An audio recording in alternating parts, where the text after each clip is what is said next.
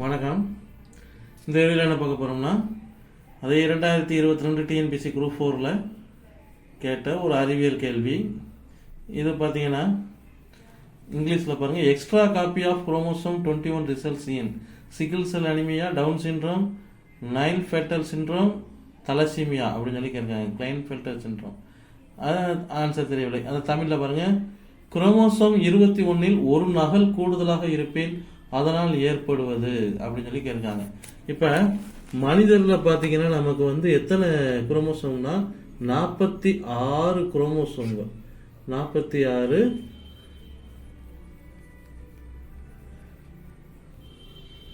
குரோமோசோம்கள்.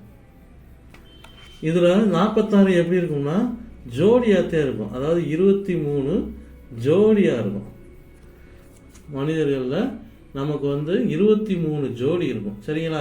இப்போ இந்த 23 ஜோடியை என்ன சொல்கிறாங்கன்னா, இந்த 23 ஜோடியில் குரோமோசோமை பற்றி ஒரு கூடுதலான ஒரு தகவல், 22 ஜோடி ஆட்டோசோம் சொல்லுவாங்க. ஆட்டோசோம்கள். சரிங்களா? இந்த 23வது ஜோடி, கடைசி ஒரு ஜோடி இருக்குல்ல, 23வது, இதுதான் அல்லோசோம் சொல்லுவாங்க. அல்லோசோம். அல்லோசோம்னா என்னன்னா, இந்த 23வது ஜோடி தான் நம்மளோட பாலினத்தை நிர்ணயிக்கிறது. அதாவது இந்த 23வது குரோமோசோம் தான் ஆனா பெண்ணா அப்படிங்கிற பாலினத்தை நிர்ணயிக்கக்கூடிய குரோமோசோம் 23வது ஜோடி குரோமோசோம் அல்லோசோம்கள். 22 ஜோடி ஆட்டோசோமா இருக்கும், 23வது அல்லோசோமா இருக்கும். அந்த 23வது ஜோடி தான் நம்ம பாலினத்தை நிர்ணயிக்குது. சரிங்களா? இப்படி ஜோடியா இருக்கும்போது 21வது ஜோடி, 21வது ஜோடியில் எத்தனை இருக்கணும்? 2 தானே இருக்கணும். ஒரு ஜோடினா 2 இருக்கணும். அப்போ 21வது ஜோடியில் 2 இருக்கணும். ஆனால் இங்கே என்ன இருக்கும்னா பாருங்க, ஒரு நகல் கூடுதலாக இருப்பேன். இந்த 2க்கு பதிலாக இங்கே என்ன மாறிடும்னா, இதுக்கு பதிலாக 3 ஆயிரும். 1 சேர்ந்துடும். ஒரு குரோமோசோம் அடிஷ்னலாக வந்துடும். அப்போ 3 குரோமோசோம் ஆயிரும். அப்போ 21வது ஜோடியில் மட்டும் 3 குரோமோசோம் வந்துச்சுன்னா, அதை பாருங்க, குரோமோசோம் 21இல், ஆனால் இவங்க கேட்டுக்க தப்பு, 21 இல்லை, 21வது ஜோடியில் ஒரு நகல் கூடுதலாக இருப்பேன், அதனால் ஏற்படுவது என்னன்னு பார்த்தீங்கன்னா, இதுக்கு சரியான ஆன்சர் பார்த்தீங்கன்னா Down syndrome. Down syndrome. Down syndrome என்னென்னா பார்த்தா, அப்போ அந்த குழந்தைகள் ஒரு ஜப்பான் நாட்டு மக்கள் முகம் எப்படி இருக்கும் அது மாதிரி இருப்பாங்க. மங்கோலிய இனத்தவர்னு சொல்லுவாங்க. Down syndrome. இவங்களுக்கு நாக்கெலாம் தட்டை நாக்காக இருக்கும், பேச்சு தெளிவாக இருக்காது. சரிங்களா? அது மாதிரி ஒரு சில வெளிப்புற தோற்றமே உங்களுக்கு பார்க்குறதுக்கு கொஞ்சம் வித்தியாசமாக தெரியும். பார்த்தவொடனே கண்டுபிடிக்கிற மாதிரி உங்கள் டவுன் சிண்ட்ரோமா இல்லைன்னு கண்டுபிடிக்கிற மாதிரி தெரியும். பார்த்தீங்களா? இது பார்த்தீங்கன்னா இது வரைக்கும் தெரிஞ்சுக்கிட்ட ரைட்டு. இது எதில் இருக்குதுன்னு பார்த்தீங்கன்னா, இதுவும் 10ஆம் வகுப்பு அறிவியல். 10ஆம் வகுப்பு அறிவியல் பாடத்தில் தான் இந்த பாடப்பகுதி இருக்குது. 10ஆம் வகுப்பில் 18வது பாடத்தில் இருக்குது. சரிங்களா? இந்த கேள்வியும் இந்த 183வது கேள்வி, குரோமோசோமை பற்றின கேள்வி 10ஆம் வகுப்பில் பாருங்கள் இருக்குது. அப்படியே 10ஆம் வகுப்பு புத்தகம் தான் இருக்குது பக்கத்துலேயே. இதில் பார்த்தீங்கன்னா அது இருக்க டவுன் நோய் கூட்டு அறிகுறி. டவுன் நோய் கூட்டு அறிகுறி இது என்னென்னு பாருங்கள். இந்த டவுன் நோய், அதாவது டவுன் சிண்ட்ரோம் தான் டவுன் நோய் கூட்டு அறிகுறின்னு போட்டிருக்காங்க. இந்த நிலை முதலாக லாங்டன் டவுன் என்ற மருத்துவரால் 1866ஆம் ஆண்டு அடையாளம் காணப்பட்டது. இப்போ இதெல்லாம் கூற்று மற்றும் காரணத்தில் கேட்கலாம். இல்லை கூற்று 3 கூற்று கொடுத்துட்டு இதில் எது சரியான கூற்று அந்த மாதிரி கேட்கலாம். இது லாங்டன் டவுன் என்ற மருத்துவரால் 1866ஆம் ஆண்டு அடையாளம் காணப்படுது. அப்போ டவுன் சிண்ட்ரோம் இல்லை டவுன் நோய் கூட்டு அறிகுறி லாங்டன் டவுன் என்ற மருத்துவரால் அடையாளம் காணப்படுது. இது 1866ஆம் ஆண்டு அடையாளம் காணப்பட்டது. இந்த நோய்க்கு 21வது குரோமோசோமில் ஒரு கூடுதல் நகல் இருக்கும் அப்படின்னு சொல்லி வரலாம். அப்போ பாருங்க, இந்த பாருங்க அப்படியே இதில் கேட்காங்க பாருங்க.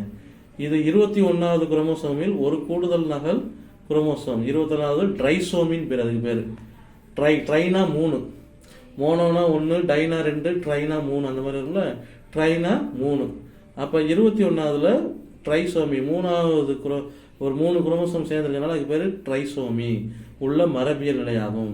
இது இருந்துச்சுன்னா அவங்களுக்கு என்னென்னா, மன வளர்ச்சி குறைபாடு, தாமதமான வளர்ச்சி, நடத்தை சார்ந்த பிரச்சனைகள், பலவீனமான தசையமைப்பு, பார்வை மற்றும் கேட்டல் குறைபாடு ஆகியவை பாதிக்கப்பட்ட குழந்தைகளுடன் காணப்படும் சில நிலைகள்.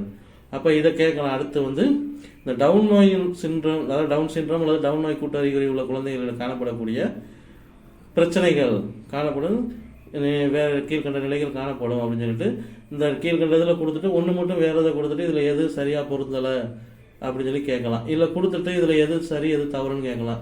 மேற்கண்ட அனைத்தும் கூட கொடுக்கலாம். அந்த மாதிரி வாய்ப்புகள் கேட்குறதுக்கு வாய்ப்பு இருக்குது. இந்த வரைக்கும் குரோமோசோம் தான் இருக்கு. கீழே கொடுத்துருக்காங்க பார்த்தீங்களா, ஜோடி 1வது ஜோடி 2வது ஜோடி 3வது ஜோடி 4வது ஜோடி இருக்கா.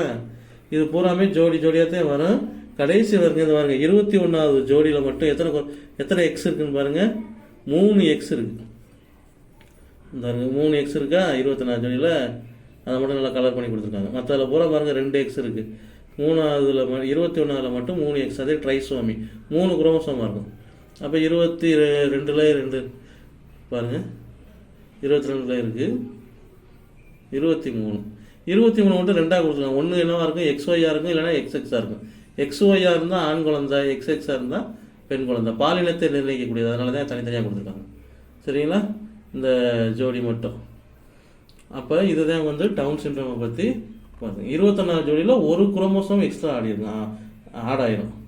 சரிங்களா, அடிஷனலாக இருக்கும். இதுதான் வந்து டவுன் நோய் கூட்டறிகுறி அல்லது டவுன் சிண்ட்ரோம் அப்படின்னு சொல்லுவாங்க.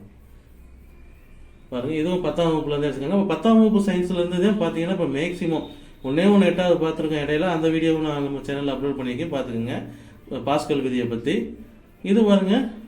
இதுவும் நம்ம இதில் பாருங்கள் 10ஆம் வகுப்பு சயின்ஸ். அப்போ 10ஆம் வகுப்பு அறிவியல் பாடத்தை படித்தாலே இதிலேருந்து நிறைய இப்போ அறிவியல்லேருந்து கேட்குறது எல்லாமே 10ஆம் வகுப்பு பகுதியிலேருந்து கேட்குறாங்க. அப்போ இதை படிச்சுட்டாலே நமக்கு ஈஸியாக ஸ்கோர் பண்ணுறதுக்கு வாய்ப்பு இருக்குது. நான் 10ஆம் வகுப்பு சயின்ஸ் எல்லா பாடப்பகுதியுமே மேக்ஸிமம் கவர் பண்ணி நம்ம வீடியோ சேனலில் அப்லோட் பண்ணுறேன். தொடர்ந்து நம்ம சேனலை வாட்ச் பண்ணுங்கள். வாழ்த்துக்கள், வணக்கம். ஏன்னா நிறைய பேர் ஹிஸ்ட்ரி அந்த மாதிரி படித்தவங்க நல்லா ஹிஸ்ட்ரி இதெல்லாம் அடிச்சிருவாங்க. சயின்ஸும் மேத்ஸும் அவங்களுக்கு வராது. நம்ம சேனலில் மேத்ஸும் சயின்ஸும் நம்ம அதிகமாக போட்டுக்கிட்டு வரோம். தொடர்ச்சியாக பாருங்கள். நம்ம கேட்காத பகுதியிலையுமே எது முக்கியமான பகுதி இருக்கோ அதையும் நம்ம சேனலில் தொடர்ந்து அப்லோட் பண்ண போகிறோம். அதனால் தொடர்ந்து வாட்ச் பண்ணுங்கள். டிஎன்பிசிக்கு உங்களுக்கு ரொம்ப உதவியாக இருக்கும். அடுத்து வரக்கூடிய டிஇடி நம்ம லேப் அசிஸ்டண்ட்டுக்குமே சயின்ஸ் ரொம்ப முக்கியமாக இருக்கும். அதனால் எல்லாருமே தொடர்ச்சியாக பார்த்து வாழ்க்கையில் வெற்றி பெற, தேர்வில் வெற்றி பெற்று வாழ்க்கையில் முன்னேற கேட்டுக்கொள்கிறேன். வாழ்த்துக்கள், வணக்கம்.